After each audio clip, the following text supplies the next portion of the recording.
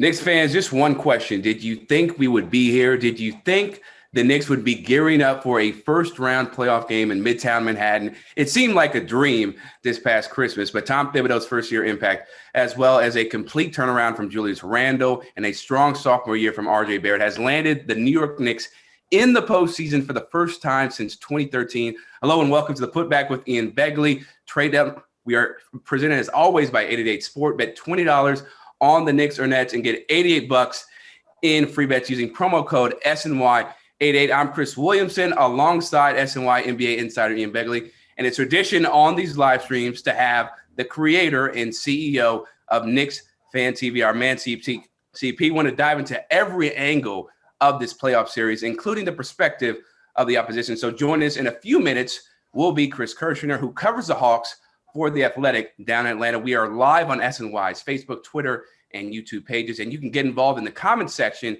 throughout this entire stream. But as always, we tip off with the baseline. And Ian, headed into the season, Vegas had the Knicks over-under for wins at 22.5. That would have put them in last or next to last in the East. Now they're the 4 seed, home court advantage for the first round. How in the world did we get here? The first two things that come to my mind are Tom Thibodeau, his coaching, the way he set the tone early on for this group in training camp, and the leap that Julius Randle made with his shooting, with his playmaking, and with his leadership in the offseason for this team. Because, you know, everybody knows he struggled in year one in New York. He took a lot of criticism. He didn't wilt from that criticism, though, in the offseason. He didn't go and hide. He went to work, and he worked on his shot. He worked on playmaking. He worked on his conditioning. He worked on his entire game. And now here we are months later, and he has a legit argument for being on an all-NBA team. And then Tom Thibodeau, I mean, this team last year finished the season 21-45. He gets pretty much not the same roster, a similar roster back. And he's got these guys defending like crazy. Number 4 in defensive rating is where they finished the year. And you can't say enough about Thibodeau and his staff and the way they've molded this team. No, it's been truly remarkable to see this turnaround from Randle, Tibbs, you name it. And easy question, CP, from a perspective of a Knicks fan, how excited are you that not only are the Knicks in the playoffs, but game 1 will be at Madison Square Garden? Man, Chris, as you said, every day's been Christmas, not just for me, but for the Knicks fans globally. You know, Knicks fans on Knicks Fan TV, just calling in, you hear the passion, you hear the excitement in their voices. Everybody's excited. And, you know, Vegas had this team at 22 wins. I thought it was going to be 26 because I had no clue. I didn't feel like the offense was going to be there. I certainly didn't think that. Sorry about that. I certainly didn't think that that Julius Randle was going to take that jump, you know, from 29% from 3 to over 40% from 3. You had the improvement of RJ Barrett, the emergence of Emmanuel quickly, and so on. And so it's just been jubilation all year. You know, we had a camera crew out there for the last 3 home games. We felt the excitement on the streets of New York City, right outside of MSG. I got a mosh pit going on right after the Spurs comeback win. So it's been electric. But I'll also say that, you know, given the fact that we're in the midst of a pandemic, and we're starting to come out of it. You had a lot of Knicks fans that were impacted by it, that had the coronavirus or may have lost family members to that. And, you know, having the Knicks win and get into the playoffs, it's lifting everybody's spirits up, especially in the backdrop of this pandemic as well. It's a great point because you have people who want to feel good about something, especially with all the death that we've dealt with COVID, and to have the Knicks, you know, playing as well as they have and getting to the playoffs, you know, it really does a lot for the whole city. And despite the Knicks being the number 4, having home court advantage, odds makers have the Hawks as the favorite in the series. Are you surprised by that at all? Not really. I mean, I see it as a coin flip. I don't know exactly how the odds makers came to that decision, but this Hawk team is playing as well as any team in the Eastern Conference entering the playoffs. I mean, under Nate McMillan, I believe they finished the year 27-11. The Knicks obviously also finished strong, 16-4 to finish the year. But this Hawk team, you know, the way it's shooting, coming into the playoffs, Trey Young distributing the ball, finding shooters, and then you have them just having confidence coming into the postseason. It's going to be a tough out for the Knicks, so I'm not that surprised about the odds makers going the way they did. Yeah, it's going to be a dogfight, definitely. And CP, the Knicks have been underdogs all year. So do you think it's a good thing that they're going to be underdogs throughout the postseason? It's a great thing. Keep it that way and continue to fly under the radar and hopefully defy expectations like they've done all year.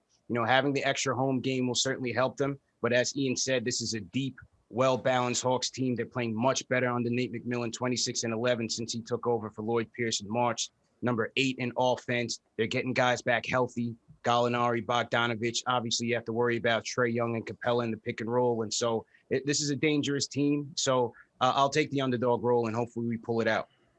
And once again, write your questions into the comment section, no matter what platform you're watching on, and we'll get to them throughout the show. At this time, we want to bring in Chris Kirschner, who does a tremendous job covering the Atlanta Hawks for The Athletic. And people, he may seem like an opposition force, but Chris, you're actually from New York, right? I'm originally from the Bronx, grew up there. Most of my life has been in the South. I moved to Florida when I was 10 years old, but my roots are in New York City for sure. I love to hear Travis Schlenk, because Travis is going to feel like Chris's coverage has been influenced by his New York roots. Definitely not. I'm an unbiased reporter. Paycheck stays the same no matter who wins the series. So that's ultimately, at the end of the day, most important to me. Hey, I like where your head at is, man. And just like the Knicks, Chris, you could say the Hawks entering as the 5 seed is a little bit of a surprise. They fired their head coach, Lloyd Pierce, after starting the season 14-20. And we'll get to the new coach in a bit. But are you surprised that the Hawks are at this point?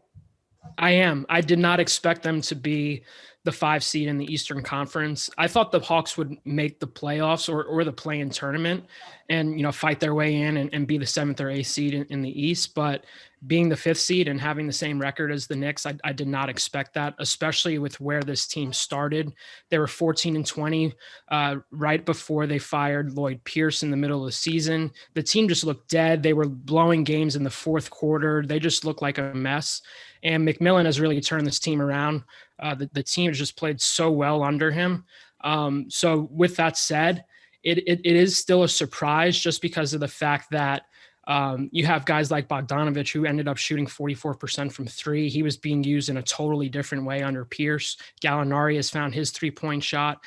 Pretty much everybody on the team has improved from where they were in those first 34 games to in the start of the season to where they are now. Yeah, it's like, Dave McMillan has unlocked, this a great potential, for these guys, as you mentioned. And Ian, we know Tom Thibodeau's, when we look at the coaching, his bread and butter is defense. They finished the year 4th in defensive rating. But how else has Tom impacted this team?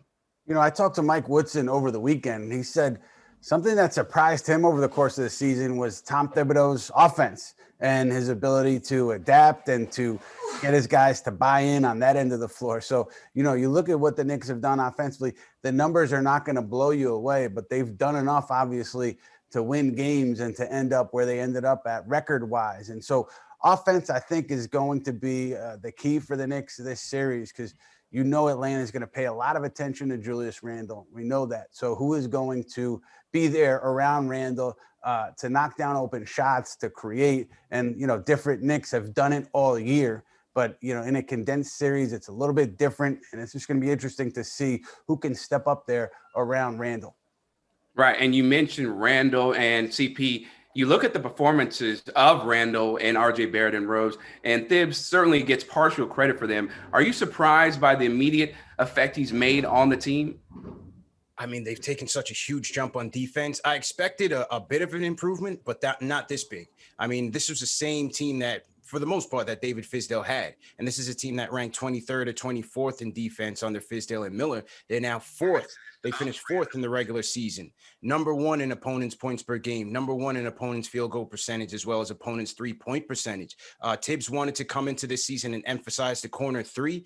Knicks finish in the top 3 in attempts and makes from the corner 3. Julius Randle leading the league in corner 3 assists. So as Ian said, what Mike Woodson alluded to is that the offense is certainly on an uptick, especially in the second half. And that's been certainly a surprise as well. So Thibodeau definitely deserves Coach of the Year honors for what he's done with this team and doing a lot with a little, no doubt about it.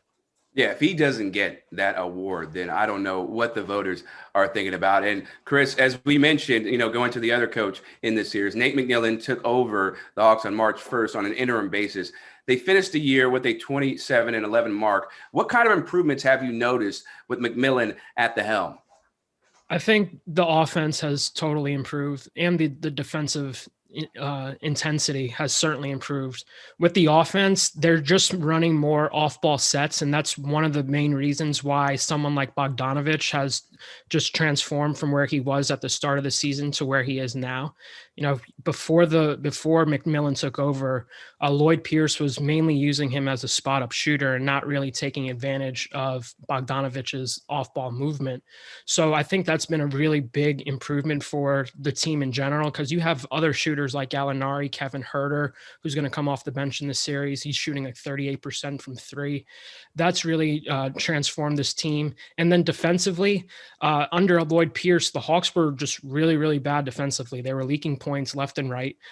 Clint Capella has turned into a Defensive Player of the Year candidate. I don't think he's going to win. I think Rudy Gobert is going to win, but have him in the middle of the defense, have guys like Trey Young, who was arguably the worst defender in the league last year, to, being okay, like passable.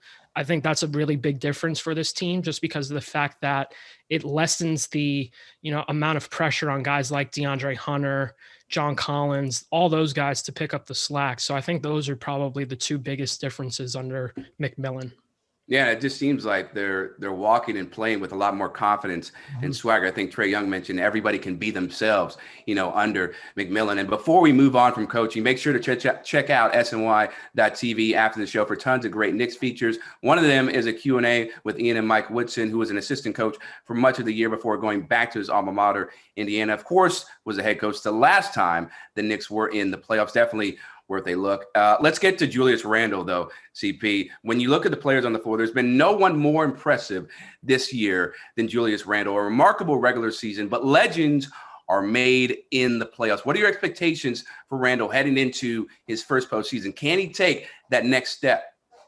Well, when you look at Julius's performance over the Hawks in these 3 games, I mean, he dominated the Hawks, averaging 37 points per game on 50% shooting from 3. So it's been incredible. But in the playoffs, everything changes. And one of the big changes for the Hawks is that DeAndre Hunter did not play in many of those games, and he's been a solid one-on-one defender. It's going to be interesting to see what type of schemes that Nate McMillan chooses to throw at Randle. You can count on him being trapped, double teamed, them going into a zone of some sort against the Knicks as well. So with Julius, my expectation is continue to play your game, but make quick decisions when those doubles come. Trust your teammates, trust Bullock, trust RJ, make those quick passes, and don't let the Hawks turn you over or force you into some bad decisions.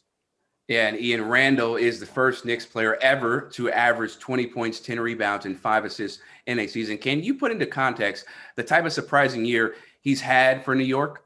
Well, here's one way to put it into context. It's the Knicks drafted a power forward with their top draft pick coming into this season. So I don't even think the Knicks saw this coming from Julius Randle. And, hats off to him and the work that he put in the offseason. You mentioned those historic numbers. And if you watch this team night in and night out, it revolves around him. And it's not just the shooting. The shooting has been tremendous, but it's the playmaking, because last year you didn't see that crisp passing, the vision that Julius Randle has showed this year. So just the stark difference between New York Knicks Julius Randle year 1, Knicks Julius Randle year 2. It's remarkable, and I think he deserves all the accolades that he's gotten. But again, the Knicks, I don't even think they saw this coming, because if they did, I don't know if they spend that draft pick on a power forward in that 2020 draft. No, I definitely agree. I think this was a very pleasant surprise for the Knicks. And Chris, from a Hawks perspective, I know CP, brought it up about the amount of attention that Randle will get. How will the Hawks, try to neutralize Randle and force other players, to beat them? Yeah, well, CP mentioned him. DeAndre Hunter, he's back and healthy. He's supposed to be off his minutes restriction by this upcoming weekend for game 1. I think for the Hawks, if they can get him healthy and get him one-on-one with Randle and let the other Knicks players beat them, I think that's, it could really swing the series in the Hawks' favor, just because of the fact that when DeAndre was healthy in the beginning of the season before he partially tore his meniscus, they were using him against guys like Kyrie Irving, LeBron James, those kinds of players. That's just the kind of defensive versatility that he has. And he just presents a lot of, different looks that the Hawks can use. They can use him in the front court. They can use him against Derrick Rose if he's going off. So I think he's the one player in particular where I think he'll probably start off with Randle as his primary assignment. And if, things go crazy, if RJ's going off or Derrick Rose is going off, I think that's probably where they'll start and end with when it comes to, guarding Randle. Yeah, and that Chris, should be a real. Go ahead. Excuse me, Chris. I'm sorry. If they go with another defender on Randle, if they put Hunter elsewhere, who do you think that they turn to defend Randle? Would it be Capella? Would it be somebody else? Yeah, that's the interesting thing, because like CP also mentioned, Randle destroyed the Hawks this season. There was no answer for him. Capella was in there, John Collins was in there, and they didn't have any sort of answer to try and stop him. My guess is that they would probably go with Collins, just because of the fact that Capella is best when he's in the paint. When you get him outside of the restricted area and he's guarding outside on the perimeter, that's when the Hawks can start leaking points pretty fast. So if they decide to not use Hunter in that role, my guess is they would go with Collins, just because he has the size to keep up with him. But I also just think that, Randle is such a gifted offensive player that I think he would have his way against Collins. So that's why I think they're probably going to use Hunter as much as they possibly can. Yeah, and that'll be a fascinating battle to see Hunter and Randle go back and forth. And Randle is the most valuable player of the Knicks this season. But let's spin it forward to the playoffs. Who do you think will be the Knicks MVP of this first round? We'll give you the options of Julius Randle, RJ Barrett, Derrick Rose, or other. Go to sny.tv/vote now for this week's fan choice presented by 888 Sport. Bet $20 on the Knicks or Nets and get $88 in free bets using promo code SNY88. And CP 96 Till asks, what are your expectations for RJ Barrett in his first ever NBA playoff series? Broadway Barrett, man. I'm excited to see RJ in his first playoff series. And as he alluded to in his post-game interview after yesterday's regular season closing, he's been looking forward to it as well. And so with RJ, I just hope that he continues to be a great three-point shooter as he's been this season, especially in the second half of the season, be that outlet for Julius Randle. I want to see him attack the rim a bit more. One of the things that the Knicks haven't done well this season is attack the rim and finish at the rim. And so if those shots aren't falling, we've got to be able to mix it up and attack the inside. Maybe we can draw Capella into some foul trouble and then get to the free throw line, where RJ Barrett has been at about 75% this year. He's going to draw some tough defensive assignments. He may have to draw Bogdanovich, maybe a little Tony Snell when he comes off the bench, or Herder when he comes off the bench. So he's got to lock in defensively as well. If the Hawks go into a zone, I'd like the Knicks to feature RJ in the middle to try to break down the zone where he can, pass to the big man in the dunker spot, or hopefully he'll get some more touch around, the 4 feet area where he can knock that down close to the rim. So I'm excited to see what RJ is going to do in this series. Yeah, I think a lot of people are, especially about the growth, after he's had this season. And Ian, a recurring discussion has been the point guard situation. We've talked about it so much, on the putback, specifically Alfred Payne, who has not performed well. And it's interesting why the Knicks have left him in that starting role, because Sunday he went 0 for 4 from the field. He had no points, 2 turnovers. And Camille Khan 8 is asking, what can we expect from Alfred during the playoffs? Will he indeed be moved to the bench, or do you think Tibbs is going to keep him in that starting spot? I would be surprised if Tom Thibodeau made a lineup change of that magnitude before the series. I think during the series, all bets are off if he feels that he needs to make an adjustment because of defending Trey Young, or on offense. I could see him sliding Alfred Payne out of the starting lineup. I just can't see him doing it entering the series. But really, Alfred Payne, his minutes have dropped big time. If you look at the last 20 games of the season or so, I think he's playing around 14, 15 minutes. But then you look at the performance, and, the on-off numbers are ugly, because the Knicks have gotten outscored by a significant amount when he's been on the court these last 20 games, and they've outscored the opponent when he's not there. So it's something that the coaching staff has to look at. The problem, though, is who do you like? If you're not going to play Alfred Payne at all, that means probably more minutes for Derrick Rose, maybe more minutes for Alec Burks as a ball handler. I'm not sure if the coaching staff sees Frank Ntilikina as a lead ball handler. So people talk about Frank, and certainly he could help defend Trey Young, but I don't know if he would be that lead guard even if he's coming off the bench. So it's just a tricky situation for the coaching staff. It's going to be interesting to see how it plays itself out over the course of the series. Yeah, Tom Thibodeau definitely has his work cut out for him when it comes to how he's going to handle the point guard position for the playoffs. And CP, how would you like to see the Knicks utilize their different point guards during this series? Listen, I feel bad for Payton because he struggled this season. Maybe it's in his head. I'm not so sure, but he struggled mightily. I got to go right to Rose. I got to start Rose, and then I'm going Burks off the bench. I need Frank to get a lot of minutes in this series. The Hawks have a lot of threats on the perimeter. When you talk about Trey Young, Bogdanovich, you have Lou Williams, Lemon Pepper Lou coming off the bench. You know, he's going to be looking to cook. You have Herter, Snell, a lot of three-point threats off in this Hawks lineup. We need Frank to get in there and disrupt some of that flow. And I think if we can get Rose in there, you follow it up with Burks, maybe quickly can get you some on ball at the lead guard and you know, sprinkle in a little bit of Frank in at the wing. I think that's the way I go. I'd use Payton as the emergency point guard because right now he's just completely out of sync, both on the offensive side and defensively. Yeah, it just seems like he just brings down, you know, the team every time that he's out there. And you want him to do well, but like you said, it must be something going on in his head or whatever. And Chris, on the other side, Trey Young has had a great season, but even better down the stretch. He scored at least 30 points in 5 of his final 9 games. What's the biggest part of his game? And have you noticed any real big improvements or differences since McMillan took over the team? I think the main difference that I've seen since McMillan took over is the fact that, you know, Trey is shooting less. You know, he's been known as someone who can pull up from 30, 35 feet, no matter where he is on the floor. But those kinds of shots have decreased this season. It could be because his 3-point shooting numbers have declined from last season, but he's been in more of a facilitator role, which I think is probably his best long-term outlook as far as point guards go, just because of the fact that he is undoubtedly one of the best playmakers in the league. He can make any single pass with either hand. And because the talent around him has improved, you know, Trey draws a lot of attention as is. He's consistently double teamed, but if you can pass it off to Bogdanovich, who's shooting 44%, Gallinari's 41%, Collins is near 40%, that just opens up so many open looks for the other guys. And I think Trey has realized that this year, that it's not all on him this year to, you know, carry this team like it was in his first 2 seasons when this team was rebuilding. He has other guys around him that he now trusts to make open shots. And I think that's really been one of the big differences for the Hawks and why they had a 21 win increase from where they were last year when they finished 20-47.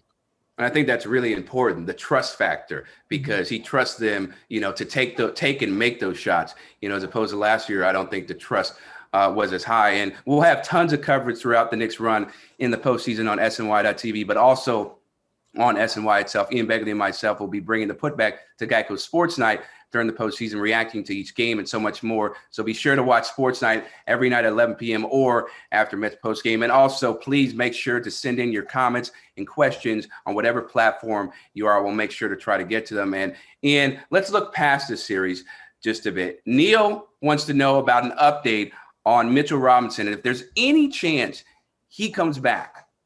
I think there's a chance because they haven't ruled him out yet. Certainly he's continued to progress in his rehab.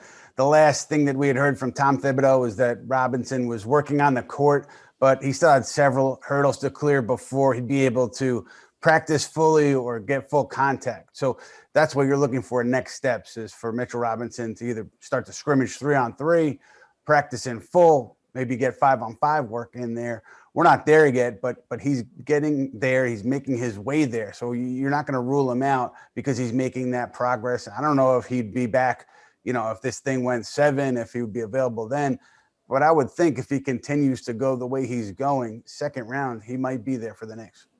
And they would love, Knicks fans and the team would love to have him back on the court because he would add another big, you know, to that lineup to go up against, you know, the Atlanta Hawks front court. And CP, Mitch didn't put up the efficiency he did a year ago, averaged 65% from the field as opposed to an NBA record 74.2%. Nonetheless, how much of a difference would Mitchell Robinson make in your mind? Is it big or, you know, kind of minor? Well, we certainly missed the Block Nest Monster, no doubt about it. You know, Nerlens Noel has done a solid job in backing up Mitch, and he's every bit of part of why they're in the 4th seed as anybody else who's contributed on this team. But I think the 2 areas where Mitch can help is being able to switch out on the perimeter and being somebody that can block shots on the perimeter or also intimidate some of those guards. You know, keep those guards in front of him and use his size, his wingspan to kind of, you know, alter some of those shots. He can also battle Capella down there, get some offensive rebounds, keep the ball alive, and battle Capella on the defensive glass as well, which is where I think Capella is going to really, really hurt the Knicks and where Nerlens Noel is going to be at a disadvantage. So the Knicks are going to have to rebound by a committee there. And I also think Mitch, even though his efficiency is down, he still provides you a better threat as a vertical spacer, as a rim runner to get the Gotham lob in there over Noel. Noel to Nerlens wall on the Nerlens wall on defensive end and the offensive side. He's Butterfingers, man. We know that. So I hope he doesn't have any type of Charles Smith type of moments in this playoff series. But, you know, those are some of the areas that I think we'll certainly miss Mitch's presence. And you brought up that was a great lie, by the way. But you brought up, you know, rebounding and how important that is. And Chris, JT Gebhardt wants to know about, you know, defensive rebounding specifically, and if you think that'll be a primary issue for the Knicks against, you know, the likes of John Collins and Clint Capella. Yeah, I definitely think so. You know, the Hawks all season have been one of the best rebounding teams in the league. Capella finished 1st overall in rebounding this year. And just the fact that they have Capella and Collins, that makes them a really a fearsome duo in the front court when it comes to rebounding. I think for the Knicks, though, if they can possibly get Capella in foul trouble early on in games, I do think that they would have an advantage there just because of the fact that what we've seen over the course of the season from the Hawks is if Capella's off the floor, this is a totally different team just because of the fact that the John Collins and the Danilo Gallinari front court lineup, they can't guard anybody really, especially Gallinari. Gallinari, you know, he's just not, you know, quick enough to guard anybody in the league really. So I think if they can get Capella in foul trouble early, I do think that's where, you know, the Knicks could benefit and get those rebounds and possibly, you know, get to the rim, get to the free throw line and you know, have a chance to, you know, pull out some games that way. And Curtis West on Facebook asked, do you think Obi's progress will get him minutes or Tibbs won't trust playing him in the playoffs? If I was going to guess, I would guess it would be more so the latter, where Tibbs may not feel comfortable playing Obi big minutes, like 10, 15 minutes a night in the postseason, based on what we've seen in the regular season. But the problem is the Knicks are going to have to find some way to get Julius Randle some rest. So whether it's Toppin or whether the answer is somewhere else, you're going to need to find 10, 15 minutes a night for somebody to play power forward so you can let Randle get a breather. You know, he's led the league in minutes. He's done it all year for this club. So maybe they think they can just continue to ride him. But I think best case scenario for them is really finding an answer there at the backup power forward, whether it's Toppin or somebody else. And, you know, CP, when we look at, you know, the rebounding, the Hawks are overall 5th in rebound. Knicks are 9th. Knicks are also 11th in block shots. So in your opinion, who really needs to step up defensively?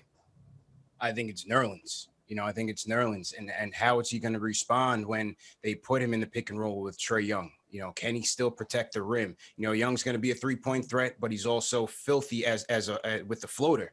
And so, you know, with him and Capella in the 2-man game, Noel is going to be tested. He's got to stay out of foul trouble. He also has to battle Capella on the boards. And so I think Noel is going to be the X factor in this series.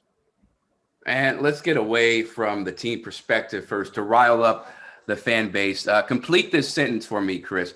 The Hawks will win this series if they slow down Julius Randle in some capacity. You know, we've talked about it before, but, you know, in the 3 games Randle has gone off, if they can slow him down and make it anybody else on this Knicks roster beat him, whether it's Rose, whether it's Barrett, whether it's Quickly, whoever, I think they would have a really good chance at winning the series. And CP, JD Sports Talk supporting CP and the great Ian Begley. Those are their words. Obviously, I think you all are great as well. But who is the Knicks X factor to winning a series versus Atlanta? CP, you can go first.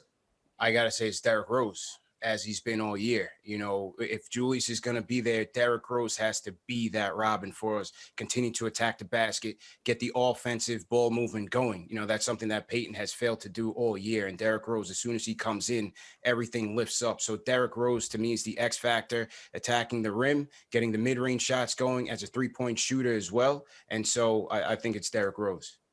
Yeah, Derrick Rose. Go ahead, Ian.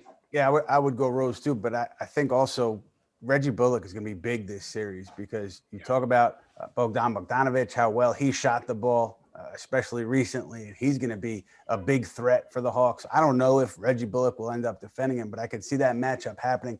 He's been so good defensively against the opponent's top scorer, and he's been knocking down threes on the other end. So you're going to need a little bit of both from Reggie Bullock, knock down shots to help out Julius Randle, but also maybe chase around a very good scorer in Bogdanovic. He's a big key for me.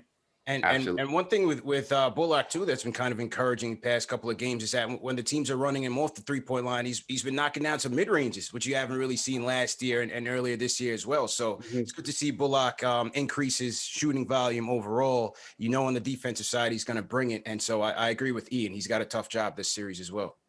Yeah, for sure. And Ian, we need you to actually take care of something. Camille Khan 8 wants to know about plans for the offseason, while Pond wants to know if they will sign Kawhi Leonard. Should people just enjoy the ride right now? Because, I mean, we can deal with the offseason later, but what do you think? Listen, I'm not going to tell anybody how to think. So I think, but if you are putting your hopes and dreams into Kawhi coming here in the offseason, you may want to table your expectations a little bit. I mean, obviously, everybody's looking at Kawhi because of how things ended up last year with the Clippers. And if they do well this year in the postseason, you would think that everything's going to be okay and they'll stick around. But if they falter again, everybody's going to be keeping an eye on Kawhi. But that being said, I think enjoy the moment, enjoy the ride. I'm always thinking about the offseason, the draft, whatever else. If you're a fan, just think about game one and enjoy how this team's going to match up with Trey Young and his group. And speaking about this series, give us the biggest key to the series overall, Ian.